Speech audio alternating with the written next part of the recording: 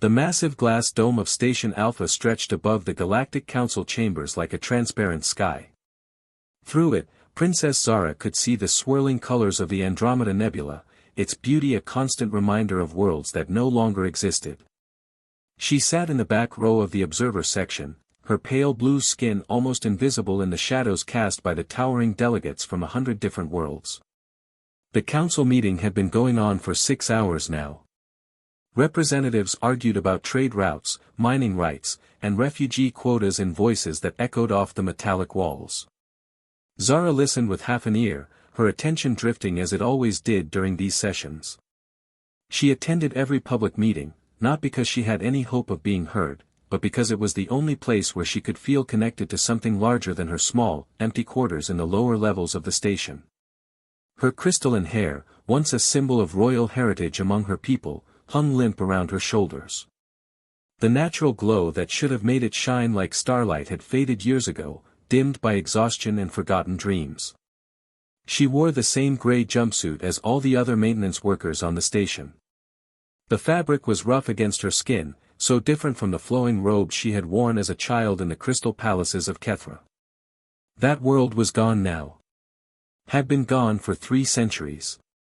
Zara closed her eyes and tried not to think about the day the sky had turned to fire. She had been young then, barely past her coming-of-age ceremony. The attack had come without warning. Ships darker than the void between stars had descended upon Kethra like hungry insects. The planet's defenses, built over thousands of years, had crumbled in hours. Her parents had died protecting the evacuation ships. Her brothers had fallen defending the capital. She had escaped only because her bodyguard had knocked her unconscious and carried her to safety while she fought to return to the palace. When she woke up, she was already halfway across the galaxy, one refugee among millions fleeing the destruction of their homeworld. The years that followed had been hard. The Kethran survivors scattered to different worlds, different systems, different lives. Many changed their names, learned new languages, adopted new customs. It was easier to blend in than to carry the weight of a dead civilization on their shoulders. Easier to forget than to remember what they had lost. Zara had tried to forget too. But forgetting who you were was like trying to forget how to breathe. The motion is denied, announced Council Speaker Vex, his 4 arms gesturing with practiced authority. We move to the next item on the agenda. Zara shifted in her seat. Item 47 was a proposal for increased funding to refugee education programs. She knew it would fail, just like the 30 similar proposals that had come before it over the years. The council was good at talking about helping displaced populations, but when it came to actually spending money or resources, there were always more pressing concerns. The Tellarian ambassador stood to voice his opposition, his scales glittering under the chamber lights. While we sympathize with the plight of refugee populations, he said in his resonant voice, we must consider the strain on our existing infrastructure. The cost of these programs would be better allocated to defense spending, given the current threats to our borders. Several other delegates nodded in agreement. Zara felt the familiar weight of disappointment settle in her chest. She had heard these words so many times before. Sympathy without action. Concern without commitment. Pretty speeches that changed nothing. Furthermore, the Tellarian continued, many of these refugee populations have been successfully integrated into the workforce across the galaxy. They are no longer in immediate need of specialized assistance. Integrated into the workforce. Zara almost laughed at the careful language. What he meant was that refugees like her were useful for cleaning stations, working in mines, and taking jobs that no one else wanted. They were invisible, forgotten, reduced to identification numbers on work rosters. She thought about her own job in the station's maintenance department. Every morning at 500 hours, she reported to the lower levels where the air recyclers hummed and the waste processing units churned. She cleaned filters, repaired ventilation systems, and checked atmospheric readings in sections of the station that most beings never saw. It was honest work, necessary work, but it was not the life she had been trained for. As a child, she had studied diplomacy, xenobiology, and galactic history. She spoke 17 languages fluently and could read ancient texts in dozens more. Her tutors had prepared her to represent her people in places exactly like this council chamber. Instead, she spent her days crawling through maintenance tunnels, invisible to the very delegates she had once hoped to stand among as an equal.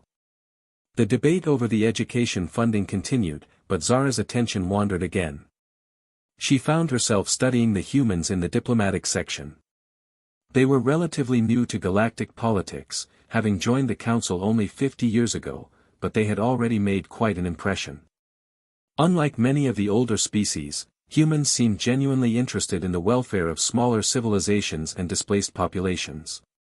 One human in particular had caught her attention over the past few months. He was young by human standards, with dark hair and serious eyes behind thin-framed glasses. He often took notes during debates about refugee issues, and she had noticed him speaking quietly with representatives from less powerful worlds during break periods. There was something different about the way he listened, as if he truly cared about more than just political appearances. The council will now recess for 1 hour, Speaker Vex announced, bringing Zara back to the present. We will reconvene to address the Centauri mining dispute. The chamber filled with the sound of conversations as delegates rose from their seats. Zara remained where she was, watching the crowd slowly file out through the various exits. She had nowhere else to go and no one waiting for her. Her shift in the maintenance department wouldn't start for another 6 hours. Most of the observer section had emptied by now, leaving Zara alone with a few other beings who, like her, had nothing better to do than sit in empty council chambers. She was about to get up and find a quiet corner in the station's public areas when she heard footsteps approaching. "Excuse me." The voice was soft, careful, with the slightly musical accent common to humans from the inner colonies. Zara looked up to see the young human diplomat standing in the aisle beside her row. Up close, she could see that his eyes were brown, warm despite the serious expression on his face. "Yes," she said, surprised that anyone would want to speak with her. In 3 years of attending council meetings, none of the delegates had ever approached her directly. The human hesitated for a moment, as if choosing his words carefully. When he spoke, his voice was quiet enough that only she could hear. "Princess Zara of the Kethran Empire." The words hit her like a physical blow. Her breath caught in her throat, and for a moment the vast chamber seemed to spin around her. No one had spoken those words in over 300 years. Not since the evacuation ships had scattered her people across the galaxy. Not since her world had died and her title had become meaningless. Her luminescent skin, pale from years of artificial light, suddenly flickered with the ghost of its old radiance. The crystalline structure of her hair caught the chamber lights and threw tiny rainbows across the empty seats around her. She stared up at the human, unable to speak, unable to move, unable to process what she had just heard. He knew her name. Her real name. Not the identification number she used for work, not the false identity she had created for herself on this station. Her true name, the one that connected her to a dead world and a lost people and a heritage she had thought was forgotten forever. "I'm Ben Torres," the human said gently, seeming to understand her shock. "I'm with the Human Diplomatic Corps. I was wondering if I might speak with you for a few minutes." Zara's mind raced. How did he know? How was it possible? Her people had scattered to the furthest reaches of the galaxy. Those who had survived the destruction of Kethra had deliberately abandoned their old identities, their royal bloodlines, their connection to a civilization that no longer existed. She had assumed that all records of the Kethran Empire had been lost along with their homeworld. "How do you know that name?" she whispered, her voice barely audible even in the quiet chamber. Ben's expression softened. "May I sit?" he asked, gesturing to the empty seat beside her. Zara nodded, not trusting herself to speak again. Her hands were shaking, she realized. When was the last time anyone had treated her with the courtesy due to royalty? When was the last time anyone had treated her like more than just another refugee worker? Ben settled into the seat beside her, moving carefully as if he understood that this moment was fragile, important. I've been studying the histories of civilizations affected by the Void Wars, he said. The human archives contain extensive records of pre-war cultures, including detailed information about the Kethran Empire and its royal family. The human archives, Zara repeated slowly. The words felt strange in her mouth, like a language she had almost forgotten how to speak. We believe that preserving cultural heritage is important, Ben explained. When my people first encountered other galactic civilizations, we made it a priority to document and preserve their histories. We have records of art, literature, government structures, family lineages, scientific achievements. We didn't want any of it to be lost. Zara felt something crack open inside her chest, like ice breaking apart after a long winter. My people have forgotten, she said, the words coming out in a rush. The survivors, I mean. They've forgotten who they were, where they came from. They've taken new names, new lives. It was too painful to remember. But you never forgot, Ben observed quietly. No, Zara admitted. I never forgot. Even when forgetting would have been easier. They sat in silence for a moment, the weight of 3 centuries pressing down between them. Around them, the empty council chamber felt vast and hollow, a space designed for the voices of the powerful and influential. Voices like hers should have been, once upon a time. Why are you telling me this? Zara asked finally. What do you want from me? Ben turned to face her fully, and she could see something like hope in his eyes. I want to help you remember, he said. Not just you, but all of your people. The galaxy has forgotten so much, lost so many voices. But it doesn't have to stay that way. For the first time in centuries, Princess Zara felt the stirrings of something she had thought was dead forever. Purpose. The possibility that her survival had meant something more than just another day of cleaning air filters and checking atmospheric readings. The forgotten royal looked at the young human diplomat and saw not just recognition, but respect. Someone who understood that her name, her title, her heritage mattered. Someone who remembered when the rest of the galaxy had moved on. What did you have in mind? She asked. Ben reached into his jacket and pulled out a small data pad, its surface gleaming under the chamber lights. Before I show you this, he said carefully, I need you to understand that what you're about to see might be overwhelming. We've preserved more than you might expect. Zara watched as he activated the device. The screen flickered to life, and suddenly she was looking at something impossible. It was a photograph of her parents, taken during a state dinner on Kethra over 400 years ago. Her father wore the traditional crystal crown of their people, its faceted surface catching the light from the palace chandeliers. Her mother stood beside him in flowing robes that seemed to move like liquid starlight. That's impossible, Zara whispered, her voice catching. All the records were destroyed when Kethra fell. The attackers made sure of that. The records on Kethra were destroyed, Ben agreed. But your people had embassies on dozens of worlds, trade relationships across half the galaxy. Humans weren't part of galactic civilization yet, but we were watching. Learning. When we finally made contact with other species, we began collecting everything we could find. He swiped the screen, and more images appeared. Zara saw the crystal spires of the capital city where she had grown up, their surfaces reflecting the twin suns in ways that made the whole city look like it was made of captured rainbows. She saw the floating gardens where she had played as a child, the vast libraries where she had studied ancient texts, the ceremonial halls where she had attended state functions. This is the throne room, Ben said softly, stopping on an image that made Zara's breath catch in her throat. The great crystal throne sat empty in the center of the vast chamber, its carved surface telling the story of her people in symbols that had been old when the galaxy was young. Behind it, the walls were covered in murals depicting the great achievements of Kethran civilization. Art, science, philosophy, exploration. I sat in that throne exactly once, Zara said, her voice barely above a whisper. During my coming-of-age ceremony. My father said that one day I would rule from there, that I would continue the line that stretched back 10,000 years. Ben nodded, his expression understanding. According to our records, the Kethran royal line was the oldest continuous dynasty in known galactic history. Your family had ruled for longer than most civilizations had existed. The weight of that statement settled over Zara like a heavy cloak.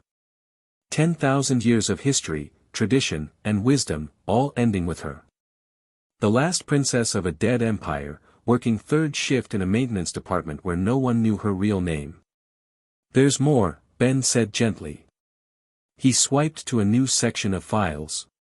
We have recordings of Kethran music, samples of your poetry, historical documents about your government structure, even recipes for traditional foods. When humans began trading with galactic civilizations, we made it our mission to preserve as much cultural information as possible. Zara watched as he scrolled through file after file of information. There were academic papers written by Kethran scholars, recordings of traditional songs, even children's stories that she remembered her grandmother telling her centuries ago.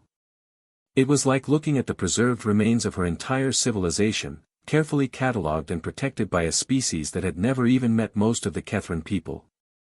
Why? She asked, looking up at Ben. Why did humans do this? What did you gain from preserving the histories of species you had never encountered? Ben was quiet for a moment, considering his answer. Because we know what it's like to almost lose everything, he said finally. In our own history, we've seen civilizations rise and fall, cultures disappear forever. We've learned that once knowledge is lost, once stories are forgotten, they can never truly be recovered. When we became part of galactic civilization, we decided we wouldn't let that happen again if we could help it. He switched to another section of the files. We have records from over 3,000 different civilizations. Some of them are still thriving, but many of them are gone now. Destroyed by war, natural disasters, or just the slow passage of time. But their stories, their achievements, their cultures live on in our archives. Zara stared at the screen, overwhelmed by the scope of what Ben was showing her. How many people know about this? She asked. Within the human diplomatic corps, quite a few. But the archives are open to anyone who wants to access them. We've never tried to keep this information secret. Then why has no one told me before? Why don't the other survivors know? Ben's expression grew sad.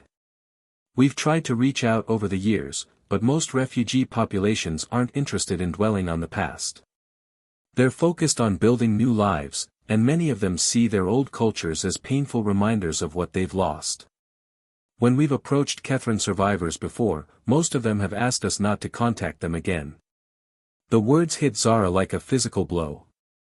Her own people, the ones who had escaped the destruction of their homeworld, had chosen to forget everything they had been. They preferred to live as anonymous refugees rather than remember the glory and beauty of their lost civilization. How many survivors are there? She asked. Ben checked another section of his files. We've identified approximately 8,000 Kethran descendants scattered across 47 different worlds and space stations. Most of them have integrated into local populations and no longer identify as Kethran. 8,000. Out of a population that had once numbered in the billions. And most of them wanted nothing to do with their heritage. What about the royal family? Zara asked quietly. Are there others? Ben's expression grew even more somber. According to our records, you're the last direct descendant of the royal line. Your cousins and other relatives either died during the evacuation or have disappeared into assumed identities. We've been looking for you for over 50 years. The weight of that statement was almost unbearable. She wasn't just the last princess of Kethra. She was the last keeper of her people's royal heritage, the final link to 10,000 years of continuous rule. And she was working as a maintenance technician on a space station where no one knew or cared about her true identity. I don't understand, she said, shaking her head. If you've known who I am for 50 years, why are you only approaching me now? Because we've been waiting for the right moment, Ben replied. For years, you've been surviving, getting by day to day. But recently, something has changed. You've been attending these council meetings, listening to debates about refugee populations and cultural preservation. Our analysts believe you're ready to consider reclaiming your heritage. Zara thought about the months she had spent in these chambers, listening to endless discussions about the problems facing displaced populations. She had told herself she was just killing time, but Ben was right. Something had been growing inside her, a restlessness that went beyond mere boredom. "What exactly are you proposing?" she asked. Ben leaned forward slightly, his expression intense. "We want to help you reconnect with your people. Not just the Kethran survivors, but all the displaced populations across the galaxy. There are millions of beings like you, descendants of lost civilizations who have forgotten their own histories. They're living diminished lives because they don't know who they really are." He gestured toward the data pad. "We have the tools to change that. Cultural records, family genealogies, historical documents, artistic traditions. Everything needed to help these populations remember their heritage and rebuild their identities. And you think I can help with this somehow? You're not just any survivor," Ben said firmly. "You're a trained diplomat with royal heritage and personal experience of both loss and survival. You understand what it means to carry the weight of a dead civilization, but you also understand the importance of preserving cultural memory. You're uniquely qualified to lead this kind of initiative." Zara felt something stirring in her chest, a feeling she hadn't experienced in centuries. It was hope, but it was also fear. The prospect of reconnecting with her heritage, of honoring her parents' memory and her people's legacy, was almost too overwhelming to contemplate. "The other survivors," she said slowly. "If they've chosen to forget, what makes you think they'll want to remember now? Many of them made that choice when they were traumatized refugees with no other options," Ben explained. "They're established now, settled in their new lives. Some of them might be ready to reclaim parts of their identity without feeling like they're giving up everything they've built." He paused, studying her face carefully. "And even if they're not interested, there are new generations growing up who never had the chance to learn about their heritage. Children and grandchildren of survivors who might want to know where they came from." The idea of Kethran children growing up without knowing about the crystal cities, the floating gardens, the rich history of their people made Zara's heart ache. They deserved to know about the achievements of their ancestors, the beauty of their lost world, the traditions that had sustained their people for millennia. "What would this involve?" she asked. "What would you need from me?" "Initially, just your knowledge and guidance. We have the historical records, but we need someone who actually lived the culture to help us understand the context, the meaning behind the traditions. Later, if you're willing, we'd like you to help us reach out to other Kethran survivors and see if any of them are interested in reconnecting with their heritage." Ben's voice grew more passionate as he spoke. "This could be bigger than just the Kethran people. We could create a comprehensive cultural restoration program for all displaced populations. Imagine what it would mean to have representatives from dozens of lost civilizations working together to preserve and share their heritage." Zara closed her eyes, trying to process everything Ben had told her. For 3 centuries, she had carried the weight of her people's memory alone, believing she was the only one who remembered or cared about what had been lost. Now she was learning that humans had been quietly preserving that same heritage, waiting for the right moment to offer her a chance to honor her past and help others do the same. "I need time to think about this," she said finally. Ben nodded understandingly. "Of course. This is a big decision, and I don't expect you to make it lightly." He handed her the data pad. "Take this with you. Look through the files, remember what your people accomplished. When you're ready to talk more, contact me." As Zara took the device, her fingers brushed against Ben's hand. For just a moment, she felt a connection to something larger than herself, larger than her small life on this forgotten station. The possibility of purpose, of meaning, of honor.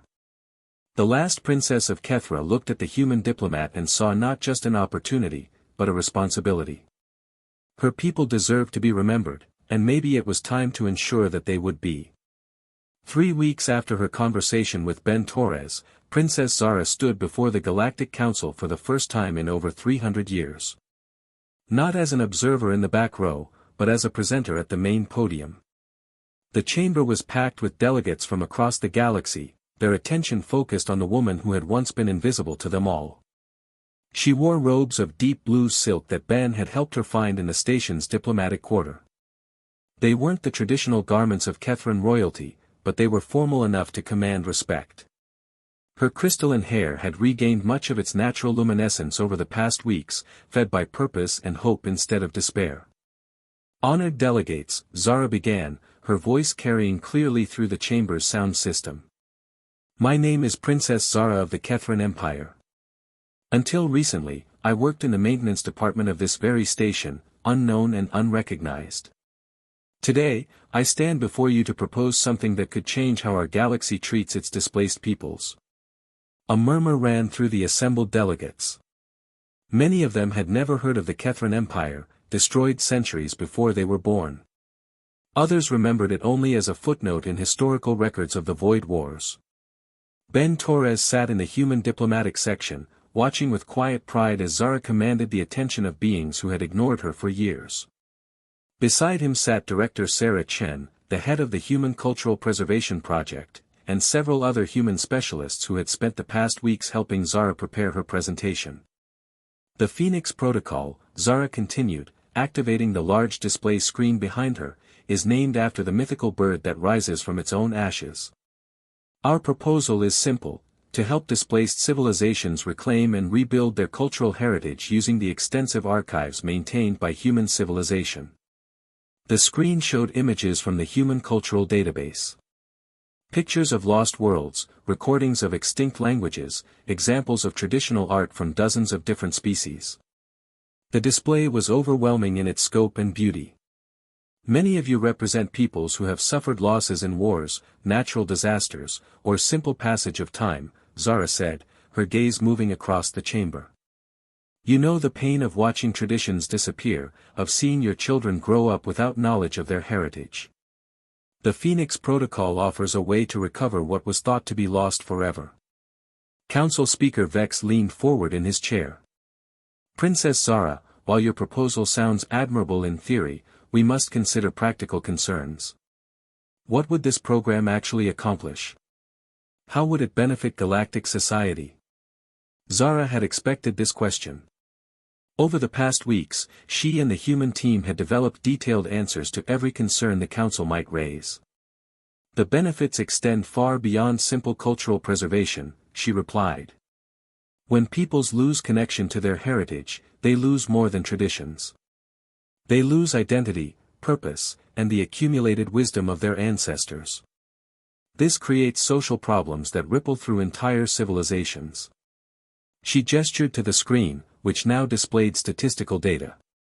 Human sociologists have documented clear connections between cultural disconnection and various social issues. Higher rates of depression among displaced populations, increased substance abuse, reduced educational achievement among children of refugees. When people don't know who they are, they struggle to build meaningful lives. The Andromedan representative raised one of her 4 arms. "How exactly would this protocol function? What would implementation look like?" Ben Torres stood and moved to join Zara at the podium. "The human archives contain cultural information from over 3,000 different civilizations," he said. "We propose creating cultural restoration centers on major population hubs throughout the galaxy. These centers would serve as repositories of historical knowledge and meeting places for scattered peoples. Each center would be staffed by cultural specialists and representatives from restored civilizations," Zara added. "People like myself, who can provide context and meaning to historical records. We would offer language classes, traditional arts training, genealogical research, and cultural education programs."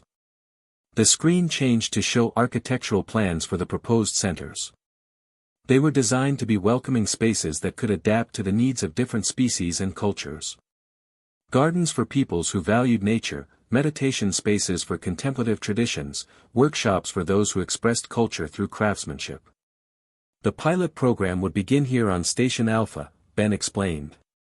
"We already have a diverse population of displaced peoples, and the station administration has agreed to provide space for the initial center. If successful, we would expand to other major hubs throughout the galaxy. Several delegates began speaking at once, their voices overlapping in the translator system.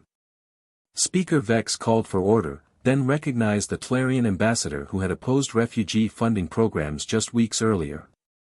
While this proposal is interesting, the Tlarian said, his scales shifting color slightly, we must ask about cost and resource allocation. These cultural centers would require significant funding and ongoing support. How do you propose to finance such an undertaking? Director Chen stood to address this concern. The human government has committed to funding the pilot program entirely from our own resources, she said. We're not asking other civilizations to contribute financially to something they may not initially support. We believe the results will demonstrate the value of the program. Furthermore, Ben added, we expect the centers to become self-sustaining over time. As displaced peoples reconnect with their heritage, many of them will want to contribute their own resources to maintaining these cultural repositories. We're not creating dependency, we're restoring independence. Zara watched the faces of the delegates as they processed this information. She could see skepticism from some, curiosity from others. A few looked genuinely interested in the possibility of recovering their own lost heritage. I would like to share a personal example of what this program can accomplish, Zara said, drawing attention back to herself. 3 weeks ago, I believed I was the last person in the galaxy who remembered the true culture of the Kethran people. I thought our traditions, our language, our accumulated wisdom had died with our homeworld. The chamber grew quiet as she spoke. Even the skeptical delegates seemed interested in hearing her story. The human archives contain not just basic historical facts about my people, but the deep cultural knowledge I thought was lost forever. Traditional songs my grandmother sang to me as a child. Philosophical texts that shaped our understanding of justice and governance. Even recipes for foods that connected us to our homeworld. She paused, letting the weight of her words settle. More importantly, through these archives, we were able to locate over 8,000 Kethran descendants scattered across the galaxy. Most of them had forgotten their heritage entirely, living as anonymous refugees or immigrants. But when we reached out to them with proof of who they really were, many expressed interest in reconnecting with their roots. The screen changed to show images from the past 3 weeks. Small groups of blue-skinned beings meeting in community centers across the galaxy, learning traditional Kethran songs from audio recordings. Children practicing the flowing script of their ancestral language. Adults comparing family genealogies and discovering distant relatives they never knew existed. This is just the beginning, Zara said, her voice filled with growing excitement. We've identified potential center locations on 15 different worlds and stations. Each one could serve hundreds of displaced communities, helping them recover heritage they thought was lost forever. The vegan representative, known for his practical approach to governance, stood to ask a question. What about communities that prefer to remain integrated into their new societies? Not all displaced peoples want to dwell on the past. The Phoenix Protocol is entirely voluntary, Ben replied. We're not trying to force anyone to abandon new identities they've built. We're simply offering resources to those who want to explore their heritage.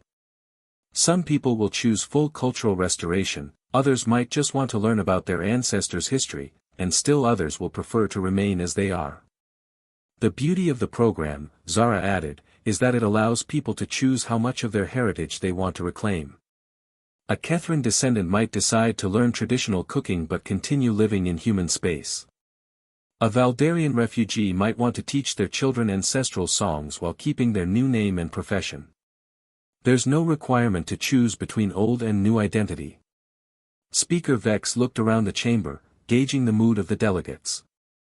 Are there any other questions before we move to preliminary voting? The Centauri representative raised a tentacled arm.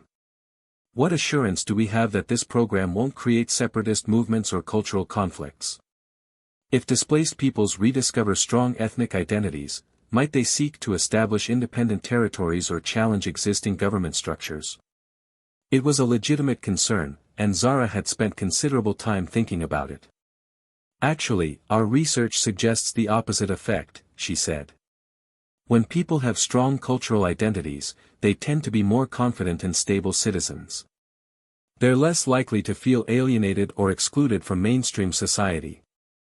The goal isn't to create separation, but to help people feel complete and connected. Human studies of our own historical immigration pattern support this, Director Chen added.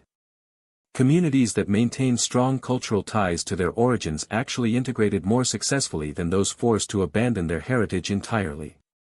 The debate continued for another hour, with delegates raising various concerns about implementation, oversight, and potential unintended consequences. But gradually, the tone of the discussion shifted from skeptical questioning to practical planning. More and more delegates seemed interested in the possibilities the Phoenix Protocol offered.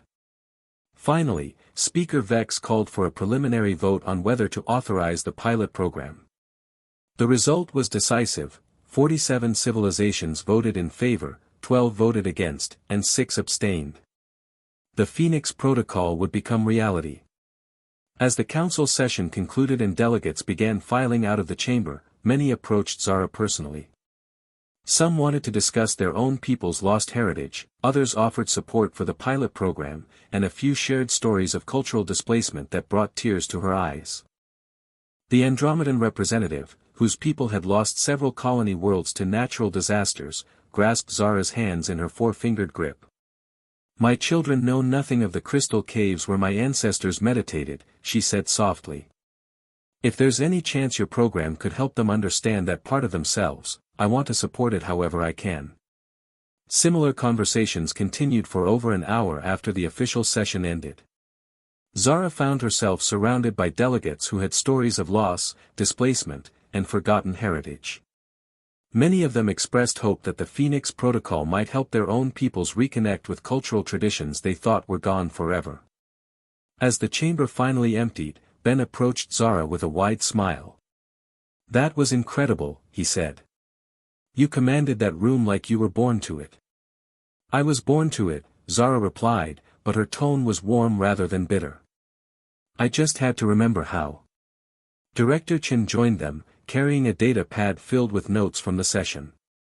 "We have preliminary interest from 23 different civilizations," she reported.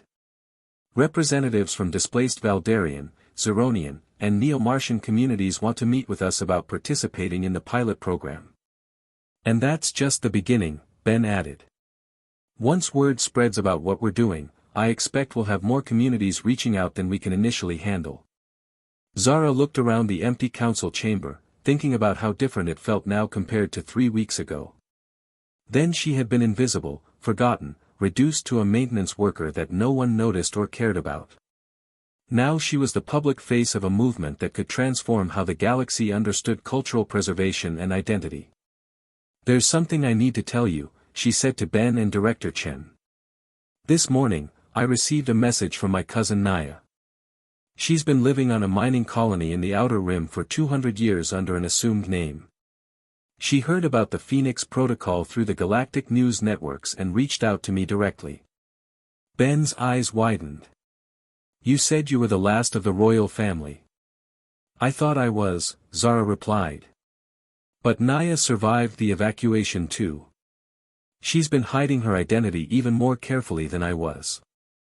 She wants to come to Station Alpha and help with the Kethrin restoration efforts." The implications were significant. If there were surviving members of the royal family that even the human archives hadn't identified, there might be similar discoveries waiting for other displaced peoples. The Phoenix Protocol could reunite families and royal lines that had been separated for centuries. "This is bigger than we ever imagined," Director Chen said softly. "No," Zara corrected, her voice filled with quiet determination. "This is exactly what we imagined. We just didn't dare hope it would happen so quickly." Over the following months, the Phoenix Protocol expanded beyond anyone's wildest expectations. The pilot center on Station Alpha became a model for similar facilities throughout the galaxy. Displaced peoples traveled vast distances to access cultural archives and connect with others who shared their heritage. Zara found herself at the center of it all, no longer the forgotten princess working in maintenance, but a respected leader helping to restore the cultural heritage of dozens of civilizations. She had discovered that her survival had always meant something more than just another day of checking atmospheric readings. The galaxy's memory keepers had remembered her name when everyone else had forgotten.